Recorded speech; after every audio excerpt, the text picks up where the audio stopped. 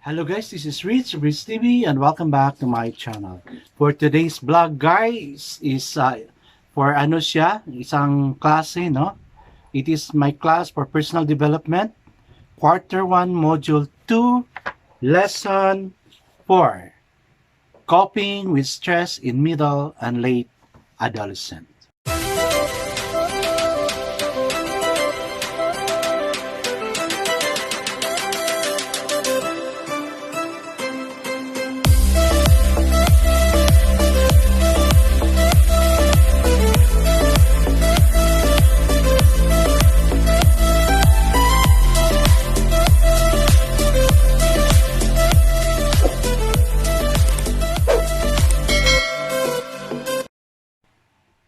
Hello guys, this is again Teacher Richard, your teacher for personal development, and we'll now proceed to quarter 1, module 2, lesson 4. But before we'll start the lesson guys, let's just proceed for what I know of page 1.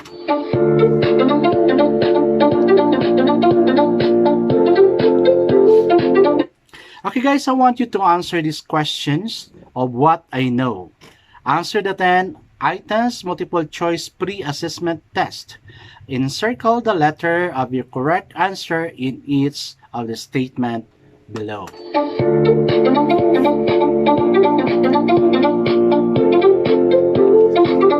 Okay guys, hoping that you're now holding your module, this one, so you could also follow with me. Okay, number 1.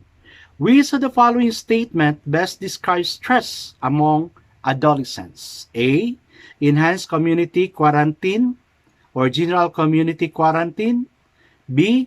Academic work such as assignments and reading activities. C. Family conflict and financial problem. D. All of the above. Again, number 1. Which of the following statement best describes stress among adolescents? A. Enhanced community quarantine, general community quarantine. B. Academic work such as assignments and reading activities. C. Family conflict and financial problems. D. All of the above. So, what's your answer, guys?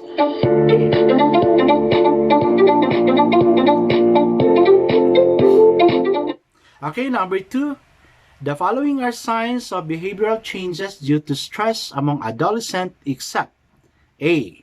Feeling sick, either headache, shoulder pain, stomach aches, and etc. B. Seeming nervous or anxious.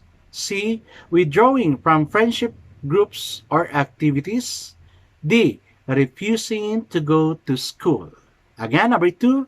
The following are signs of behavioral changes due to stress among adolescents except A. Feeling sick, either headaches, shoulder pain, stomach aches, etc. Letter B. Seeming nervous or anxious. Letter C. Withdrawing from friendship groups or activities. And then letter D is refusing to go to school.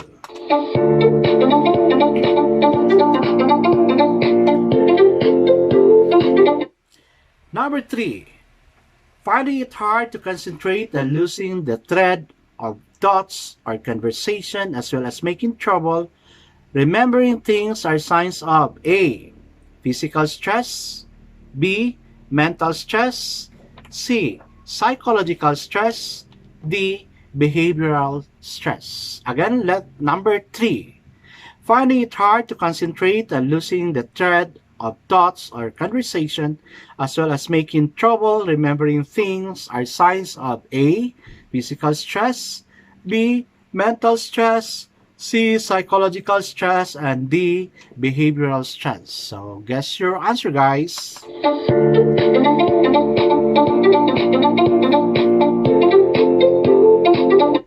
Okay, number 4. The following are cognitive functions of the left brain except A. Analytical thoughts and detail-oriented perceptions. B. Verbal, math and science and planning skills. C. Ordered sequencing. D. Emotional thoughts. Again, number 4. The following are cognitive functions of the left brain except A. Analytical thoughts and detail-oriented perceptions. B.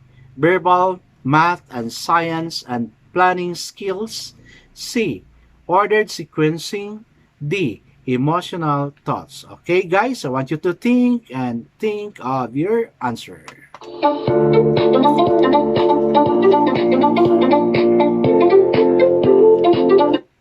Okay, guys, number 5. It refers to a complex and ongoing process by which differing region of the brain takes over the functioning of specific behaviors and cognitive skill. A. Brain lateralization. B. Brain hemisphere. C. Stress management. D. Power of the mind. Okay, again, number 5, it refers to a complex and ongoing process by which differing region of the brain takes over the functioning of the specific behavior and cognitive skill. A. Brain lateralization. B. Brain hemisphere. C. Stress management. D. Power of the mind.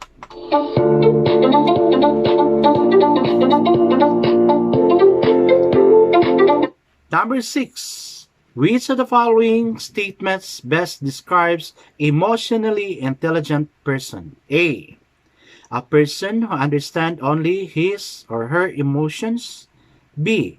A person who understands his own and other people's emotions and feelings. C.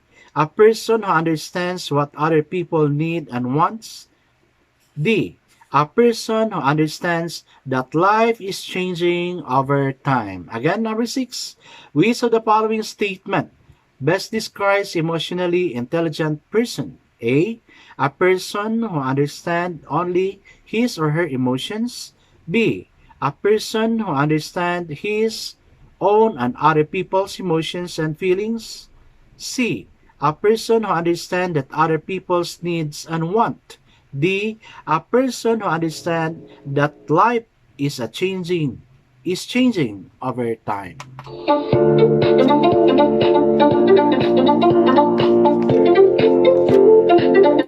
Okay, number 7, guys. The following are basic emotional quotient skills of an individual except A. Noticing others' faults and weaknesses. B. Noticing that there are more intelligent people. C. Noticing that many people have mental health issues. D. Noticing and accurately labeling everyday feeling of people. Okay, again, number 7. The following are basic emotional quotient skills of an individual except A. Noticing others' fault and weaknesses. B. Noticing that there are more intelligent people. C. Noticing that many people have mental health issues. D. Noticing and accurately labeling every feelings of people.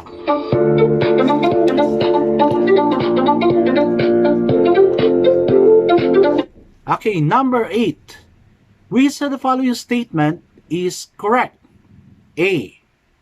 A high IQ or intelligent quotient can predict top test scores. A.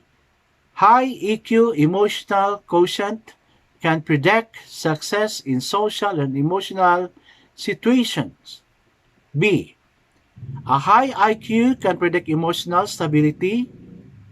Or a high EQ can predict social skill. Letter C. A high EQ can predict intellectual capacity.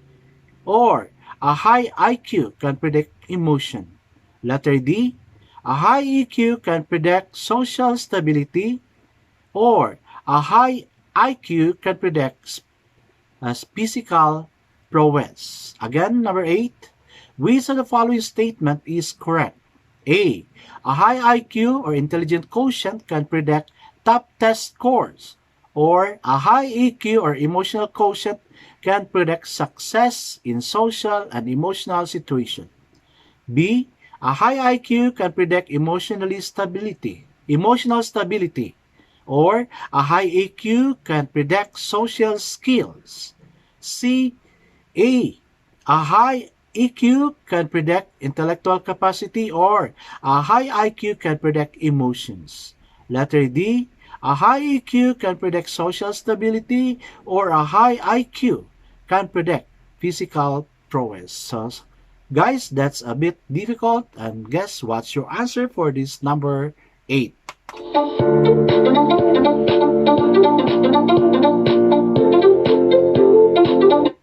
Number 9. Which of the following statement best describes managing one's reaction in a given situation? A. Reacting to emotion in a way that is disrespectful, intense, and impulsive. B. Knowing when, where, and how to express yourself. C. Knowing what to say and how to behave around. D. Reacting to emotion in a way that is respectful, sober, and cool. Again, number 9. Which of the following statement best describes managing one's reaction in a given situation? A. Reacting to emotion in a way that is disrespectful, intense, and impulsive. B. Knowing where and how to express yourself. C. Knowing what to say and how to behave around. D. Reacting to emotions in a way that is respectful, sober, and cool. So guys, what's your answer for this number 9?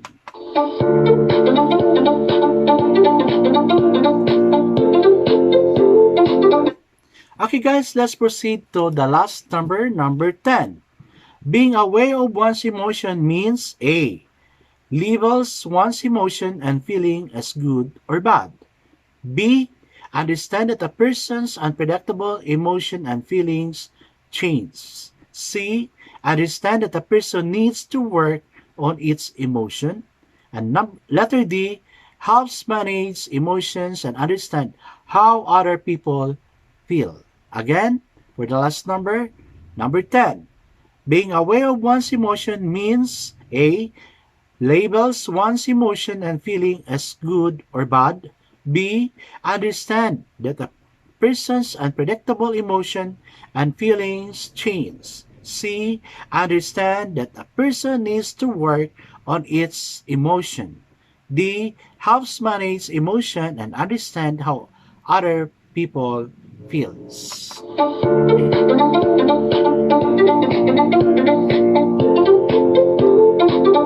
Okay guys, I want you to write all your answers in your portfolio because I'm going to check that one. That is equivalent to 10 points. Okay, so guys, let's now proceed to lesson 4. Coping with stress in middle and late adolescence.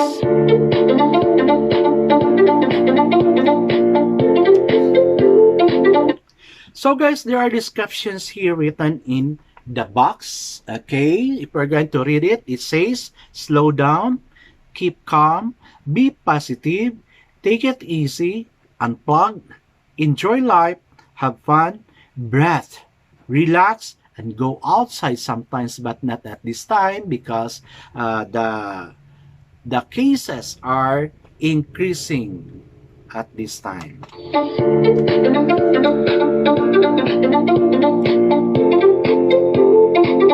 Okay guys, here are the learning objectives for lesson 4. At the end of the week, it is expected that the learners must be able to, number 1, discuss understanding of mental health and psychological well-being to identify ways to cope with stress during adolescence. Number 2, identify causes and effects of stress in one's life. And number 3, demonstrate personal ways of coping and stress and maintain mental health.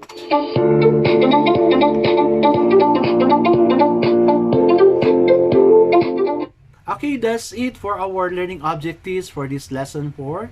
Coping with stress in middle and late adolescence. So now let's proceed to what's in at page 3 of our module, in this module. Okay, so let's do the following activities. According to the module, activity number 1, what school activities do you feel anxious or worried about? How did you cope with that feeling. Okay, if I'm going to answer that one, guys, no, I can still remember, no, when I was college na lang, no. Okay, the most anxious time I have during my student life is when examination comes. Because we have to memorize a lot, especially, did you know, guys, that I'm a nurse by profession? We have a lot of things to memorize. That's why I become anxious during our examination time.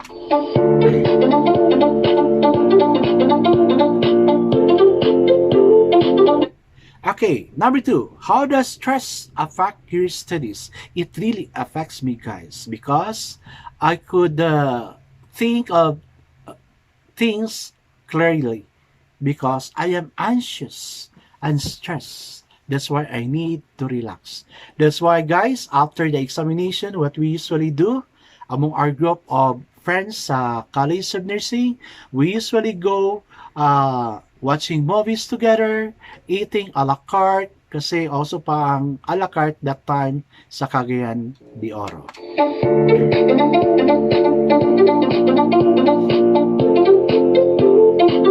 Okay, number three, what are the causes of stress among teenagers? Discuss them briefly. Okay, this is my answer. And this is what I have noticed also to my students when I ask them this question.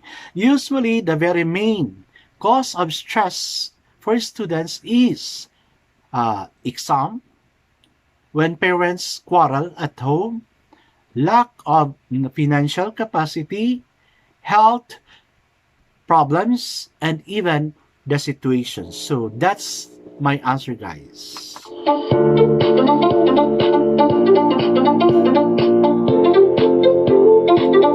Okay, number four, how did you effectively handle or cope from stress? If I am to ask that question, I will only treat myself eating. And after that, I am so very much happy to stay at home, particularly in my room. I just wanted to stay in my room, sleeping as much as possible. Kasi lack of sleep is also a cause of stress.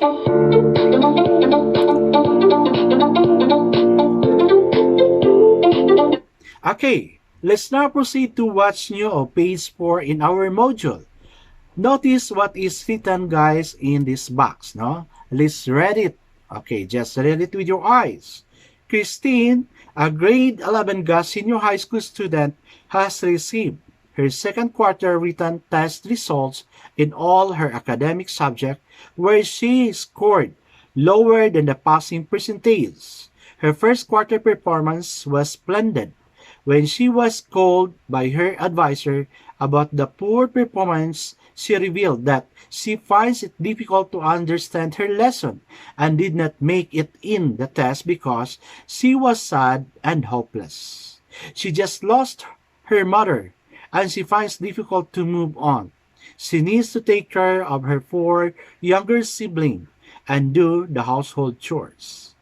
Her father works in the city and goes home once a month. She doesn't know what to do. In fact, there was a moment when she wanted to take her own life, if not for her younger siblings. Tears came down from Christine's eyes. The pains are so intense. The yearning for her mother's embrace is so evident. And she cries of the little soul who is uncertain of what lies ahead, breaks everybody's heart.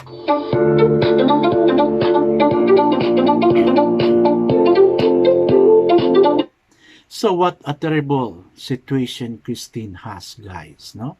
Okay, let's answer the following questions succinctly, no? In page 5. What causes Christine's poor academic performance for the second quarter of the academic year? So I guess, guys, you can just answer that one because you can just read it sa box, no? Of page 4. Then number 2, if you were Christine's classmate and friend, what would you do to comfort and help her out of misery? We have a lot of things to do to help Christine as friend. Di ba, guys?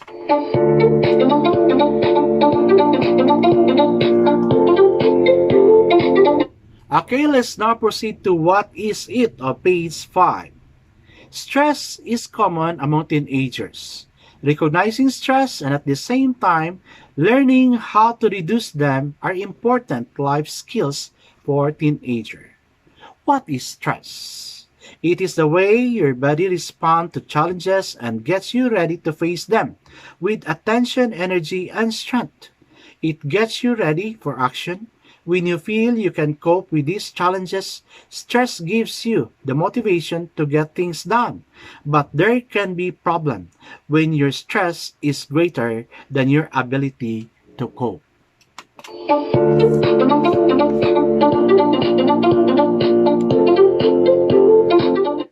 Turn your modules to page 6, guys, and let's read what is in the box. What are the signs of stress to teenagers? According to Penetrante of 2016, there are behavioral, emotional, physical, and mental signs of stress. Behavioral signs includes withdrawal from friendship, groups, or activities that the adolescent usually enjoys, seemingly nervous or anxious, sleeping too little or too much, eating more comfort foods, eating less, wanting to be by herself or himself more than usual, crying, refusing to go to school, having emotional ups and downs for no obvious reason, having less energy than usual, drinking more caffeinated products or taking over the counter painkillers, paracetamol, codeine, or ibuprofen, being aggressive, going down in schoolwork or results, not caring about appearance, behaving differently in relationship with parents, for example, and suddenly not take talking to you.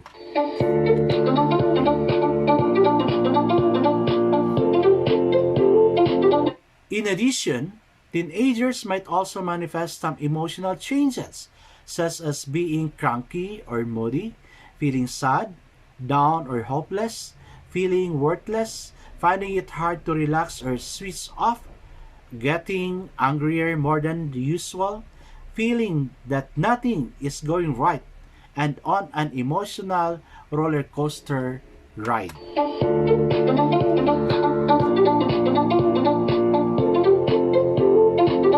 Subsequently, there are also physical signs of stress, such as feeling sick, for example, headache, shoulder pain, stomach aches, jaw pain, now being hungry, feel more tired than usual, even if she's getting enough sleep, losing or gaining weight, getting frequent colds and infections, having panic attack, dizzy spills, and fast breathing.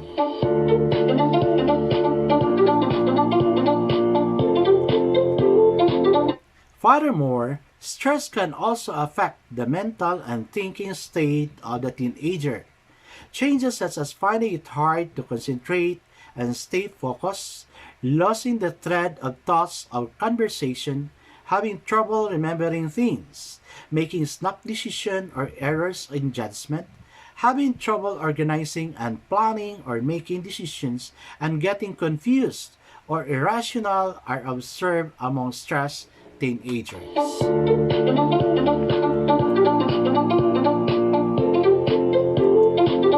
Okay, guys, those are the signs of stress for teenagers.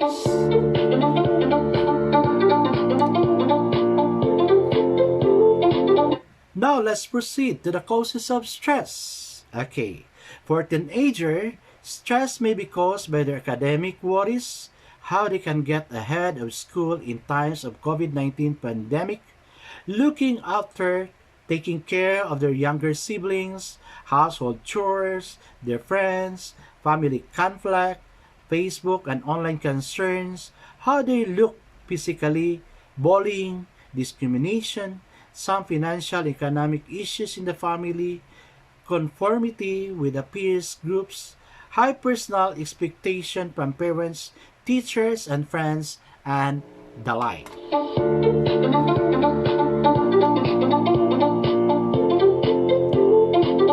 So those are the causes of stress, but I know there are still a lot of it when you read more. Okay guys, let's now proceed on how to cope up with stress on page 7. There are suggestions on how an adolescent cope with stress from American Psychological Journal of 2014.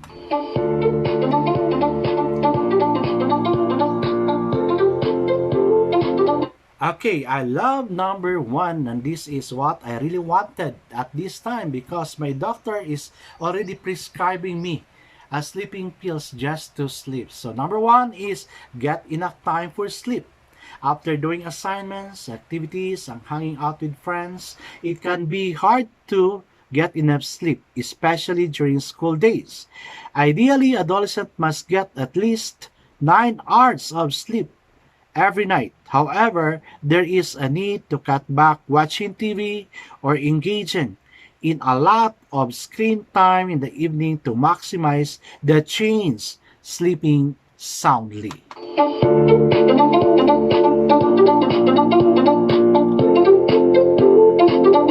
Did you get it, guys? Sleep is very important.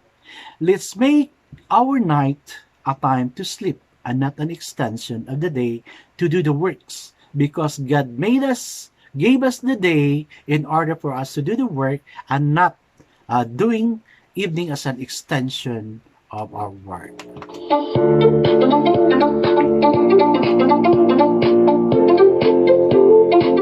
Number 2, focus on your strength. Focus on your time thinking about the things you are good at and find ways to do more of those things.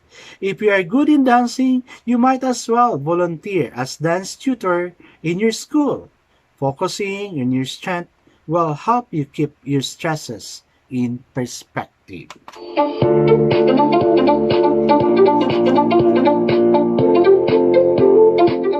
Yes, having the talent, guys, is also a way of distressing ourselves. So let's proceed to number 3. Engage in physical activity. The most effective stress reliever or busters is your physical activity. Engage in any physical activity you enjoy and build them into your routine.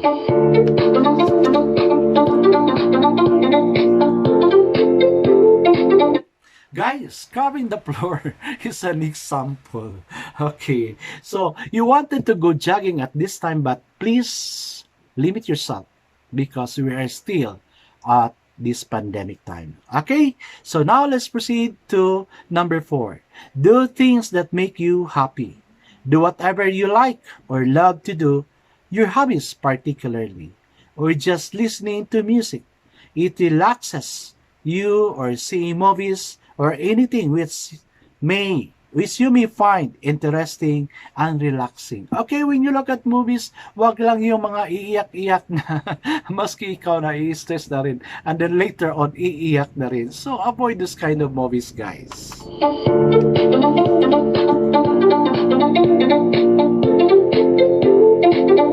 Okay, number 5, talk to someone. Talk to your friends or anyone whom you feel comfortable with, or to trusted adults. It helps you manage your stress.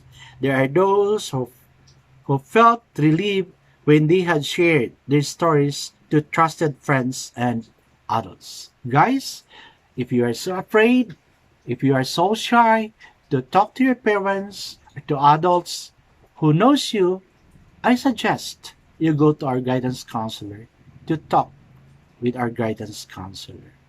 Did you know, guys, that I am also a guidance counselor? Okay, so if you wanted to talk to me, I can spend time with you because I am also a designated guidance counselor of our school for senior high school male student.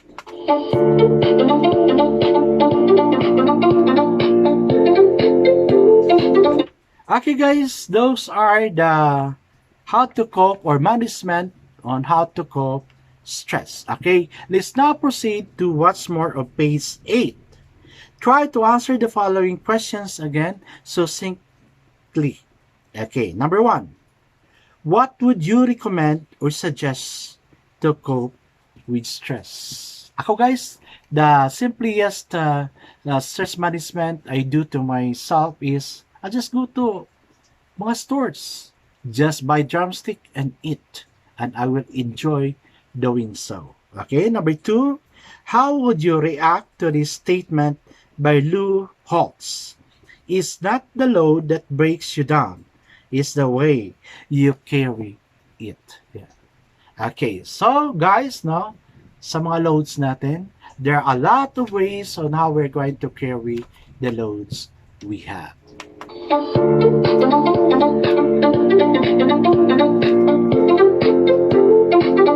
Okay guys, that ends our lesson 4,